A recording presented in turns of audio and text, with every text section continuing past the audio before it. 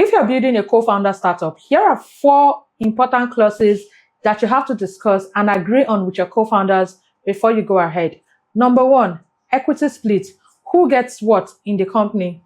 As a founder, the biggest mistake you can make is to randomly issue shares to your co-founders or even other shareholders without actually factoring in what each person is bringing to the table. So who gets 30%, 40% should absolutely be based on their value and their contribution to the company. Number 2, roles and responsibilities. Who will be responsible for what? Who will be doing what? You don't want to randomly assign roles and titles to people without considering exactly what they are bringing and what they are able to do for the company. So be very clear from day one. This helps you to manage your expectation and know when each person is underperforming or doing what they're not supposed to be doing. Being very clear on who is going to be responsible for what part of the business helps you to build your business without legal issues in the future. Number 3, vesting provisions. You don't want to randomly just give out the shares without putting a restriction on the ownership. So you want to vest the shares over a 4-year period and a 1-year cliff period.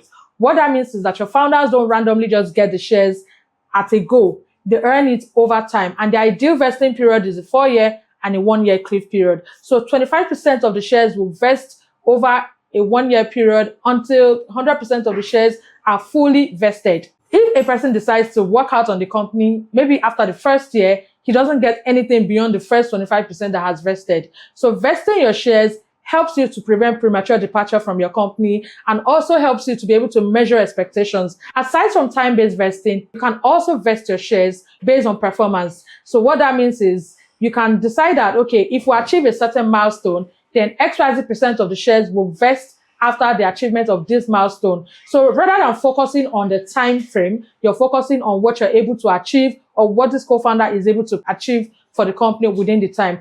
This milestone vesting is especially used for founders who are coming in with some kind of expertise or consultants who you're hiring based on their expertise. The next thing you want to consider when building a co-founder startup is the exit clause.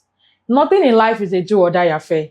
You might be good today and tomorrow your co-founder may decide that he no longer wants to be a part of the company anymore. So what would happen to the shares of a co-founder who decides to leave? There has to be clear conversation on what happens to the shares of an exiting founder. You also want to be sure on what the strategy for the company is. Are you planning to exit after 3 years, after 4 years? Is your plan to sell off the company? Do you want it to remain a cash cow? Do you want to merge with another company? Are you planning to go public? Your exact exit strategy will determine so many things, including vesting durations and how soon you want to, exit. Now, it goes without saying that before you go ahead to onboard anybody as a co-founder, you want to make sure that there is a proper founders agreement. I mean, an actual contract that you have signed together as co-founders. Your WhatsApp chat will not suffice for contracts. You don't want to enter into partnerships with people where you haven't discussed anything. And then when issues start to happen, you start to rack your head trying to say, oh, you said this, you said that. If there is an actual contract, there's a reference manual, there's something to reference. You know what you're expecting from your co-founders.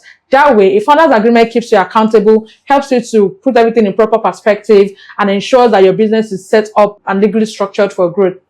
If you're a founder, then you definitely want to be in the Business Legal Structure Program. This is Nigeria's foremost legal accelerator program to help you structure your business for growth.